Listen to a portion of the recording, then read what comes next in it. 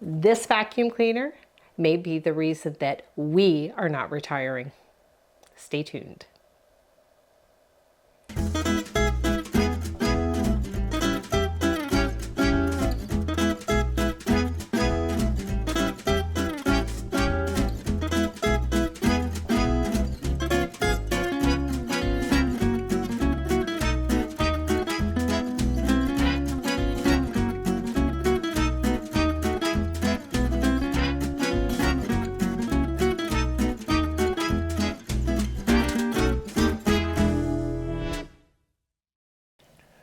Welcome back to Wading into Retirement. I'm Mike. And I'm Laura. And as you saw from the intro, we had a bit of a malfunction this weekend with our vacuum cleaner. And this, you may think, oh no, they're doing an episode about a broken vacuum cleaner. But it led into some very deep conversations around when you're at this stage of life and you believe you're on the precipice of retirement. What do you replace? What do you not replace? And what is the whole strategy for retirement? Well, and I think it really led to an even deeper conversation is, oh my gosh, what if this happens to us when we are in retirement? Yeah. So here's what happened. We bought a Dyson vacuum cleaner. A V11 animal. And it's an animal. And we have 2 dogs, as you know, so we bought the animal version, which I don't think made any difference at all.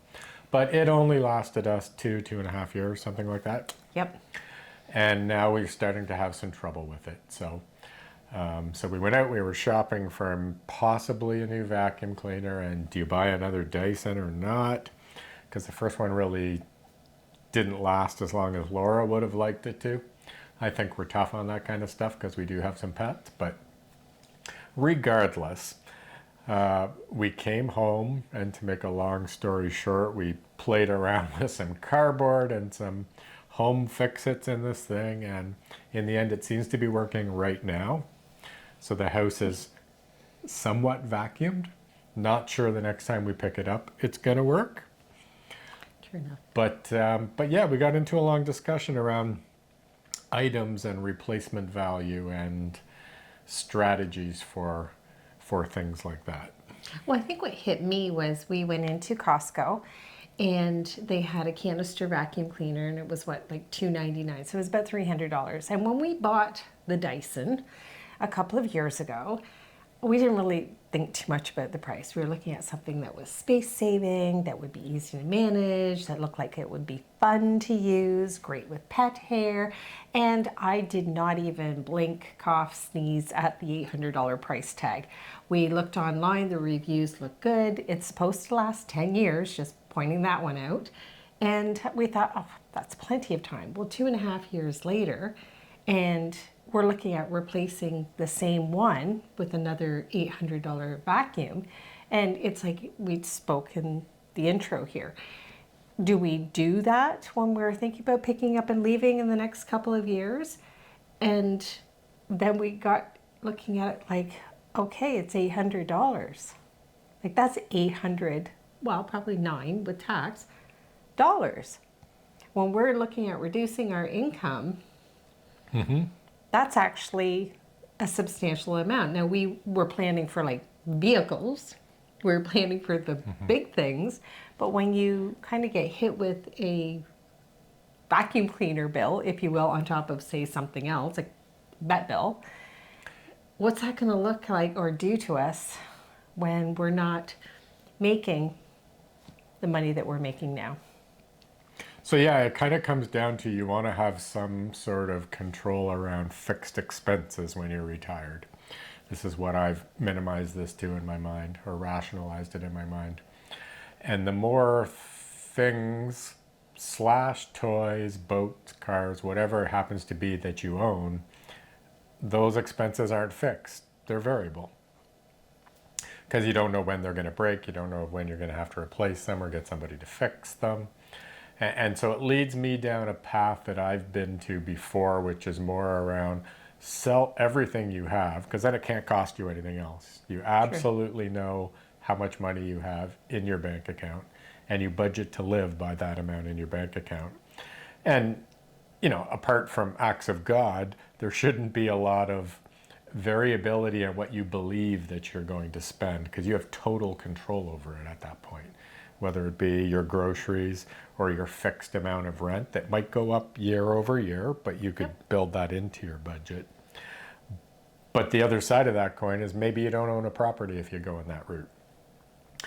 And owning a property for me means, yes, you can make money on the actual capital investment, which that could help you further down the road, but it only helps you once you sell it. True. The house you're in is the house you're in, whether it's worth 100,000 or a million. You can't do anything with that money until you sell it anyways, right? So anyways, we got into a big debate about renting versus owning and retirement again.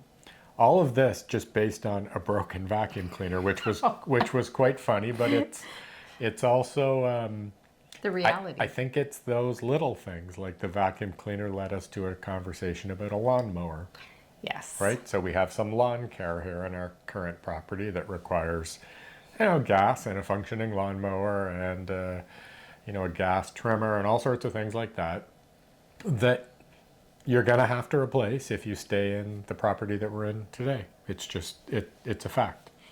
And do we want to have those expenses? Because as you may have remembered from some of our previous videos, and we've done a lot of house tours, I have been very pro, I want to buy, I want to buy, I want to buy. And then we kind of go, okay, well, we'll rent for a year. I think that was sort of my salvo to, you know, meeting you halfway.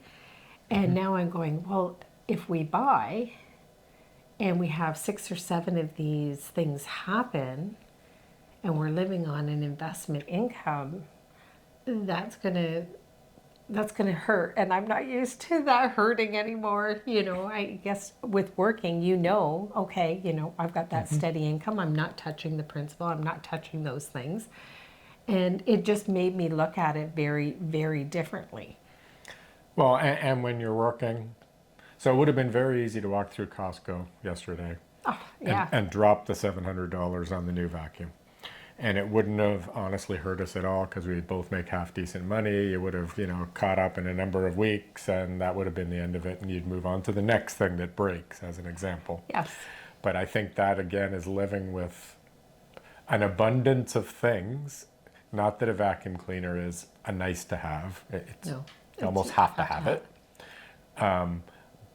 But when you're in this lifestyle and you have a job, I think you spend money on things that aren't necessarily necessary. And if you did minimize, which we talked about in like episode 2 of this YouTube channel, we haven't done a great job of actually accomplishing it, but conceptually we know that's what we want to do, right? Yep. That just minimizes your chances of having to spend unexpected money. That's where my mind is. But the marriage almost ended somewhere in the conversation around the broken vacuum cleaner, because we have a different viewpoint on, you know, sunk costs. So if I spend $700 on a vacuum cleaner, that money's gone. I'm never getting it back. Whether it lasts 1 year or 10 years, there's no need to fret about the fact that the thing broke and you need to buy another one, because you're not getting your $700 back.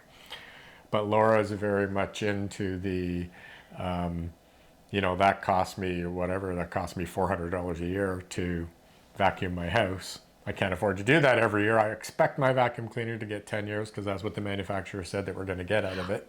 Well, I expect it even half, but a quarter of the 10 years. That's where I kind of went, okay, you know. And I think going back to understanding that we know that we're going to have some of these expenses. We certainly planned, like last year, our poor lawnmower limped along and we thought, okay, next year we will raise the discussion on whether we're going to replace it or whether we're going to get a lawn care company to come in and do it, because that might be easier considering we're doing so many other things right now. So I think we kind of pushed that decision, but we sort of planned for that. We planned for we're going to have to spend money in that area. But then, you know, the vacuum cleaner, it was kind of an unexpected thing. And you do always plan for some of those things that you know are going to happen. But you have too many of those things. And if we're in retirement and not working, then what? And, you know, should should we wait until, our retirement comes to this level of income, or shall we wait till this level of income? And I guess there really is no good time. But with that discussion, I thought, I've really mentally been looking at buying. Like, I have been pushing that agenda. And now I'm like, it might be better for us to rent definitely for the first little bit, but give careful consideration on reinvesting our money into like a housing market. I guess that's what really kind of, it did hit home more so. And we know the other bits, like my car is getting older, it needs more repairs. But again, I expect that. I don't expect right now like my wash machine and dryer to go. So again, Yeah, I think ideally, and our viewpoints change as we learn more about this. My yes. current viewpoint is it would be best to sell our house and rent for a year in whatever location we choose and just see what that does for your investment income. So if you started with say $500,000, at the end of the year, did you go through 20,000 of that in addition to your pension income and government and all that sort of stuff, right? And then that lets you know really what your spend rate is going to be, because all we're doing now is planning, and you don't know what you don't know, right? And then if we did that for a number of years, a year or two, and figured out, you know what, that amount that we had in the bank, that 500,000 as an example, it stayed the same or it went up a bit because of interest or whatever. So we really could buy a $200,000 house, and we know that we're still covered or we're okay and we could manage it. But there's still something, you have it very heavily. I think I have it less so around, gee, you sell everything that you got. Like, you own no property. What happens when you want to buy a house again? Are you going to have enough money to get back in the housing market if there's a big boom? So there's all those fears that are there under the surface as well. But I don't think you can make a bad decision. I think you just have to be happy with the decision that you've made, stick to it, and not look back. That's my perspective on it. Well, and in that variable, we would be eventually giving up our jobs. And again, okay, that became a little more scarier in terms of a Dyson vacuum cleaner.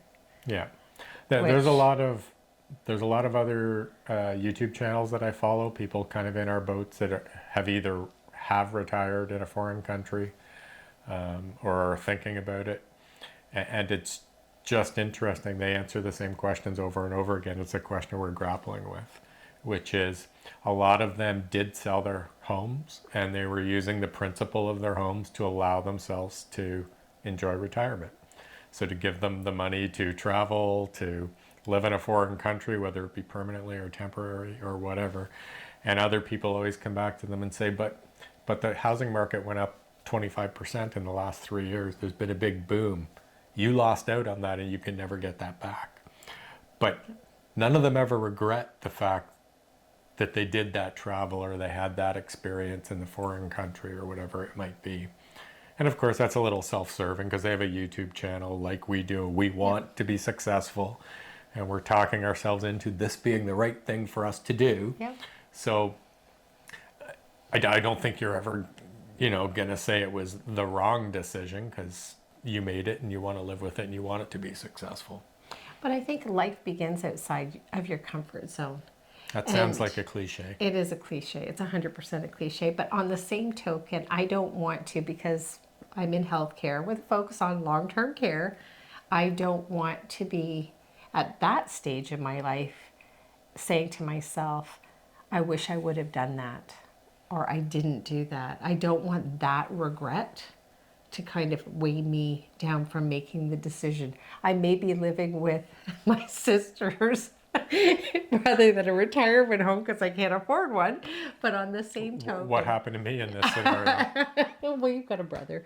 No, I'm just joking. But you know what I mean. Like I thought, okay, what's the worst that can happen?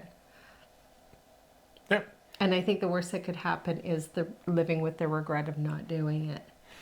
So, a broken vacuum cleaner. Had us thinking maybe we couldn't retire. Maybe we couldn't retire together because we'd kill each other. But right now, the vacuum cleaner continues to run till the next time we use it. And things seem to be on the same path they were on before with a lot more thinking and theorizing around what's possible. But I think it did open my eyes to the comfort reality of, I think renting for the year is the right thing to do.